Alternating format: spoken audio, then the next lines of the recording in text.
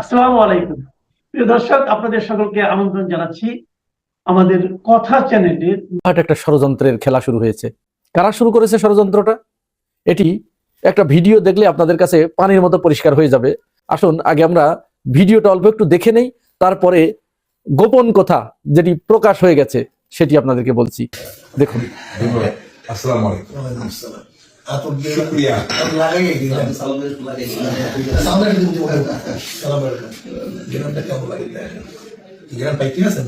ঘেরান তো পাইতেছে, অতিরিক্ত ঘেরান লাগতেছে। ভালো লাগতেছে না? ভালো লাগতেছে। ভিডিওর পিছনে আর একটা গোপন সত্য আছে, যে সত্যটাই এখন আসলে আমরা খুঁজে বের করি। মূলত জামাত ইসলামের নেতৃত্বে যে 10 দলীয় জোটের আত্মপ্রকাশ করতে যাচ্ছে 2026 সালের নির্বাচনকে সামনে রেখে, এই জোটে সবচেয়ে বড় বাগড়া দিচ্ছে এখন চরমোনাই।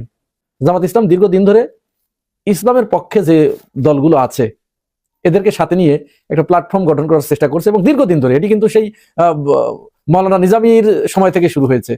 কিন্তু সবাইকে এক কাতারে আনতে পারলেও অনেক সময় চরমোনাইকে কখনোই এক কাতারে আনতে পারা যায় নাই, কারণ চরমোনাই দেখেছে যে তাদের তো মুরিদ ব্যবসা, মূলত এই মুরিদ ব্যবসার ভিতরে আওয়ামী লীগ আছে, বিএনপি আছে, জামাত ইসলাম নাই অবশ্য, কারণ জামাত ইসলাম পীরের মুরিদ এ ধরনের খুব কম নাই। তো আর বাকি সবাই আছে, জাতীয় পার্টি আছে। তো বারবার চরমোনাই দেখেছে যে আমার মুরিদ ব্যবসায় ধস নামবে, আমার ব্যবসা টিকবে না যদি আমি হবে, বিএনপি বেজার হবে, জাতীয় পার্টি বেজার হবে, যার কারণে তারা এটাতে রেসপন্স করে নাই। এবার সর্বশেষ এই ডক্টর শফিকুর রহমান চরমোনাই পীর সাহেবকে একেবারে ছাই দিয়ে ধরেছে। উনি তো সবসময় গায়ে তেল মেখে থাকেন, তো এই শফিকুর রহমান আবার কম তেদর না। তিনি কি করলেন, চরমোনাই পীরকে ভাবলেন যে যেহেতু ইসলামী ঐক্য জোট এসেছে, খেলাফত আন্দোলন এসেছে, এরা যেহেতু এসেছে, তাহলে চরমোনাইয়ের পীর সাহেবকেও আনতে হবে এই জোটে। আর শফিকুর রহমান হাতে ছাই মেখে তাকে ধরলেন। কিন্তু ওই যে কাদার ভিতরে যে বাম্মাস থাকে, ও তো আসলে ওই ছাইয়ের ভিতর থেকেও সে উড়ে চলে যায়। তো চরমোনাইয়ের পীর সাহেবের অবস্থা হয়েছে এরকম, এই জামাতের সাথে বলেন যে হ্যাঁ আছি, আবার কিছুক্ষণ পরেই বলেন যে না নাই, এই বলেন আছি আবার বলেন নাই, অর্থাৎ ওই বাম্মাসের মতো বারবার কাদার ভিতরে ডুব মারে। এই করতে করতে এক পর্যায়ে কিন্তু সিদ্ধান্ত হয়েই গেল যে হ্যাঁ এটি 10 দলীয় জোট, 8 দলীয় জোট ছিল, এবং এলডিপির কর্নেল অলি আহমদের নেতৃত্বে এলডিপি যখন এসে যোগদান করলো এই জোটে, তখন কিন্তু এই জোট মানে ফুলে ফেপে একেবারে মহির হয়ে পরিণত হলো। এবং মূলত এই দুটি দল এই জোটে আসার সাথে সাথেই রাজনৈতিক হিসাব নিকাশটাও পাল্টে গেল। আর যখন রাজনৈতিক হিসাব নিকাশটা পাল্টে গেল, অর্থাৎ বিএনপি যখন চিন্তা করলো যেহেতু সবগুলো ওখানে চলে গেছে, বিএনপিতে যে জোটগুলো আছে ওগুলো তো আসলে বিএনপি ছাড়া বাকিগুলোর কোনো অস্তিত্ব নাই বলা চলে, কোনো ধরনের অস্তিত্ব নাই, কারণ ওই ধরনের কোনো ভোট ব্যাংক নাই। কিন্তু এই জোটে, জামাতের জোটে চরমোনাইয়ের কিছু ভোট আছে, তারপরে এনসিপির যথেষ্ট ভোট আছে, তারপরে আপনার এলডিপির ভোট আছে, মুজিবুর রহমান মঞ্জুর আপ বাংলাদেশের যে আমাদের ফুয়াদ ভাইটাই এদের যে ভোট আছে, প্রত্যেকের কিন্তু ভোট আছে। কিন্তু তখন যখন একেবারে জোটটা নিশ্চিত হয়ে গেল, বাম ঘরানার যে বুদ্ধিজীবী গুলো এদেশে আছে, তারা চিন্তা করলো যে এখানে তাহলে কি করা যায়, কাকে ধরা যায়। তারা অনেক খুঁজে খুঁজে পেয়ে গেল চরমোনাইয়ের পীর সাহেবকে। চরমোনাইয়ের পীর সাহেবকে বললো যে আচ্ছা আপনি কেন এই জামাতের নেতৃত্বে জোটে যাবেন? আপনি হলেন বর্তমান বাংলাদেশের সবচাইতে বড় রাজনৈতিক দল, আপনার সারা বাংলাদেশে সমর্থক আছে, কর্মী বাহিনী আছে, এবং আপনি একা যদি নির্বাচন করেন 300 আসনে, আপনি 143টা আসন নিশ্চিত পেয়ে যাবেন, এটা আপনার এ গ্রেডের আসন। তাহলে 143টা তো আপনি পেয়েই রয়েছেন, আর বাকি থাকলো কয়টা ক্ষমতা আসার জন্য? নেন, বা অন্য কারো কাছ থেকে একটু ধার নেন, ধার নিয়ে আপনি 143টা তো পেয়েই গেছেন, আপনি তো ক্ষমতায় চলে গেছেন, তাহলে আপনি কেন জামাতকে নেতা মানবেন? চরমোনাইয়ের পীর সাহেব পানের দোলা একটা মুখে দিয়ে ভাবলো হ্যাঁ কথা তো তাই, চরম সত্য কথা বলেছে তো, এই তো আমার 143টা আসন আমি তো পেয়েই গেছি, তাহলে তো আর 7টা আসন 8টা আসন, এটা তো আমার পাওয়া কোনো ব্যাপারই না, একটা ধাক্কা দিলে পরে তো আমি পেয়ে যাবো।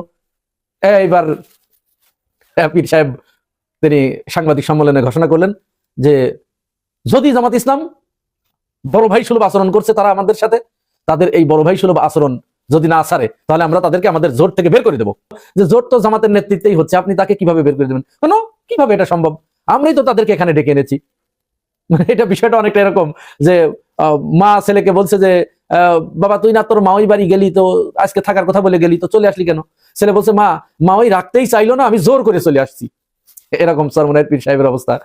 তো এখন মূলত চরমোনাইয়ের এই জোটে যাতে না যায়, এই জন্য এইখান থেকে তাদেরকে ঢুকিয়ে দেওয়া হয়েছে কৌশলে। মানে তাদের একমাত্র চিন্তা যে জামাতের জোট থেকে চরমোনাইকে আলাদা করতে পারলেই বিএনপি একেবারে ফাঁকা মাঠে গোল দিতে পারবে। তো এখন বের হওয়ার তো একটা কৌশল দরকার, কিভাবে বের হবে? তো জিজ্ঞেস করলো পীর সাহেব ওনাদের কাছে যে আচ্ছা তাহলে আমরা এখন বের হব কি বলে, আমরা তো যেহেতু জোটের কথা বলেছি বেশ কিছুদিন ধরে একসাথে এই আলাপ আলোচনা চলছে, তো এখন যদি সরাসরি বের হয়ে আসে আমাদের তো মুনাফিক বলবে, তো কি করবো তাহলে এখন কি বলা যায়? তো ওই বুদ্ধিজীবী গুলো তখন চরমনাই পীর সাহেবকে বললেন যে ভালো কৌশল আছে, তোমার এত চিন্তা কিসের, তোমাকে কেউ মুনাফিক বলবে না, এবার ওদের ঘরে দোষ চাপিয়ে দিচ্ছি, বেরোয় আসবে তোমরা, কিন্তু জামাতকে তোমরা মুনাফিক বলে বেরোয় আসবা। কি করতে হবে? জামাতের একদম নিশ্চিত আসন কোথায় কোথায় আছে, জামাতের ঘাঁটি। তো পীর সাহেব বললেন যে জামাতের ঘাঁটি আছে সাতক্ষীরা, সাতক্ষীরাতে তো জামাত সবসময় আওয়ামী লীগের সময়ও জামাত পাস করে, তারপরে এই যে কক্সবাজারে, তারপরে চট্টগ্রামে শাহজাহান চৌধুরী, তারপরে কুষ্টিয়া 4 আসন, এখানে তো জামাতের বিরাট ঘাঁটি, তারপরে ঢাকার ভিতরে জামাত যেখানে যেখানে পরিকল্পিতভাবে ভোটার মাইগ্রেশন করেছে তাদের দলীয় নেতাকর্মীদেরকে এখানে এনে রাখার ব্যবস্থা করেছে, এইগুলো যেখানে যেখানে জামাত নিশ্চিত পাশ করবে এইটা তোমরা সে বসে থাকবা, এবং আসন সংখ্যা চাইবা তোমরা 150 থেকে কমতে কমতে 90, 80, 60, 70, এখন 60 এসে ঠেকছে আর কি, কিন্তু এই 60 এসে ঠেককে বলছে ওইদিকে ছাড় দিবা আর এইদিকে তোমরা টাইট দিবা যে আমাদের এই আসন দিতে হবে। তাই একেবারে জামাতের কাছে বলে দিল যে আমাদেরকে ওই শাহজাহান চৌধুরীর ওই আসনটা দিতে হবে, তারপরে সাতক্ষীরার সবগুলো আসন দিতে হবে, হামিদুর রহমান আজাদের যে এমপি, উনি সবসময় এমপি হন, ওই আসনটা দিতে হবে।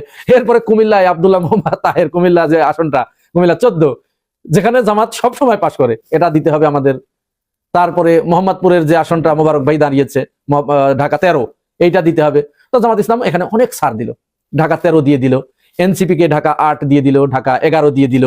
হ্যাঁ, তারপরে কিছু কিছু জায়গায় যেখানে জামাত একেবারে নিশ্চিত পাশ করবে সেগুলো জোটের সাথে দিয়ে দিল। এখন জামাতে প্রচন্ড ভাবে আন্তরিকতা দেখিয়েছে এই জোটটা টিকিয়ে রাখার জন্য, প্রচন্ড আন্তরিক এখন পর্যন্ত আন্তরিক, এবং এতে জামাতের নেতাকর্মীরা কিন্তু প্রচন্ড নাখোশ হয়েছে কেন্দ্রের প্রতি, যে তাদের দীর্ঘদিন ধরে বানানো হাতে গোড়া যে আসনগুলো সেগুলো তারা দিয়ে দিচ্ছে, চরমনাইকে দিচ্ছে, ইসলামী ঐক্য জোটকে দিচ্ছে, তারপরে এনসিপি কে দিচ্ছে।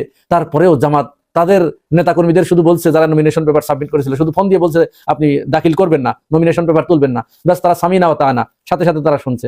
এখন চরমনাই ঠেকানো যাচ্ছে না, এত সব হয়েই তো গেল, যা বলি তাই মেনে নেয়, তাহলে এখন ওখান থেকে বেরোবো কি করে? এই যে ভিডিওটা দেখলেন রাতের অন্ধকারে বিএনপির সাথে হাত মেলানোর একটা কৌশল, এটা বিএনপির অফিসে গিয়ে তারা মির্জা ফখরুল ইসলাম আলমগীর, শহীদউদ্দিন চৌধুরী এনিকে জড়িয়ে ধরে চুমু খেলেন পীর সাহেব চরমনাই, আর জামাতকে এই মেসেজ দিয়ে দিলেন যে দেখো আমাদের কত ক্ষমতা, যদি তোমরা আমাদের কথা মতো ওদের জোট থেকে তোমাদেরকে। এখন জামাত ইসলামের উচিত চরমনাইয়ের পীর সাহেবকে চরমনাইয়ের মতো ছেড়ে দেয়া, কারণ মানুষের একবার একটু শিক্ষা হওয়া দরকার আছে। তাদের ভোট আছে সারা দেশেই, কিছু 200-400 করে ভোট আছে, তবে আসন পাবার মতো তাদের ভোট আছে এটি আমরা বলছি না, এটি বলা যাবে না। তো তাদেরকে তাদের মতো ছেড়ে দেন, বাকিদের নিয়েই জোটে অগ্রসর হন। আল্লাহ যদি সহায় হন বাংলাদেশের